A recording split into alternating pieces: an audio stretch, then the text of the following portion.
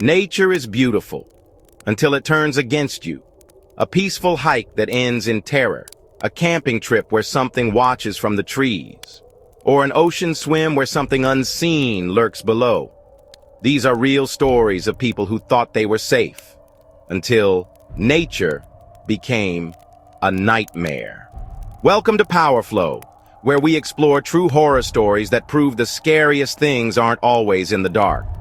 The campfire crackled, shadows danced. Four friends huddled closer, their laughter swallowed by the immense darkness of Adirondack Park. It was October, the air crisp with approaching winter. They were deep in the woods, miles from any road. A scream ripped through the night, sharp, sudden. It was a woman's voice filled with terror. Silence fell, heavy and thick. Then came a loud popping sound, like a gunshot. The friends froze, their blood turning to ice. Footsteps rustled outside their tent. They held their breath, listening for another sound. Nothing. They unzipped the tent slowly, fear gripping their hearts. The forest stood silent, moonlight casting long, eerie shadows. There was no one there. Shaking, they packed up their gear. They hiked for hours, desperate to escape the darkness and the memory of that scream. The next day, they searched for news reports, for any explanation. There was nothing. Whatever happened that night in the Adirondacks remained a chilling mystery. The air thinned with every step. The climber, my uncle, struggled for each breath. He was high on Mount Everest, in the death zone above 8,000 meters. The world was a blinding white expanse of snow and ice. He was alone. Then he saw him. A figure huddled on the snowfield ahead. My uncle stumbled towards the figure, his mind foggy from altitude. As he drew closer, he realized it was a body, frozen solid. He felt a wave of dizziness, his vision blurring. He collapsed onto the ice, his chest heaving.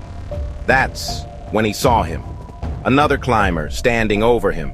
He looked real, solid. The climber spoke, his voice strangely clear in the thin air. "You need to keep going," he said. "Don't give up." My uncle tried to speak, but no words came out. The climber smiled, then stepped backwards off the edge of the ice cliff. He disappeared into the swirling clouds below. When the rescue team found my uncle, he was babbling incoherently. Later, back home, he learned that another climber had died on Everest that same week. He had fallen from a high ridge. His body never recovered. The rope slid through my fingers, the rock face falling away beneath me. I was rappelling down a sheer cliff in Banff National Park, the afternoon sun warm on my back. Then I saw it. An opening in the rock, partially hidden by a curtain of ivy. A cave. Curiosity sparked within me. I steered myself towards the opening. As I drew closer, I heard it.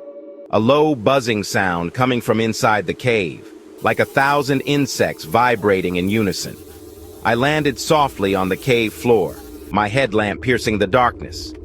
The buzzing grew louder, and then I saw them. Faces. Pale, gaunt faces, with eyes that glowed an unnatural yellow. They were pressed against the walls of the cave, their expressions twisted in silent screams. Terror froze me in place. Then I felt it. Something grabbed my ankle, its grip icy cold. I kicked out wildly, my heart pounding in my chest. I scrambled back to the rope, my mind screaming in terror. As I climbed, I could hear the buzzing intensify, the screams growing louder. I didn't stop until I reached the top, the sunlight blinding after the darkness of the cave. Have you ever had a terrifying experience in the wild? Something you still can't explain? Tell your story in the comments. And if you love true horror stories, subscribe, like, and turn on notifications. Because here at POWERFLOW, the real monsters don't just exist in stories. See you in the next one.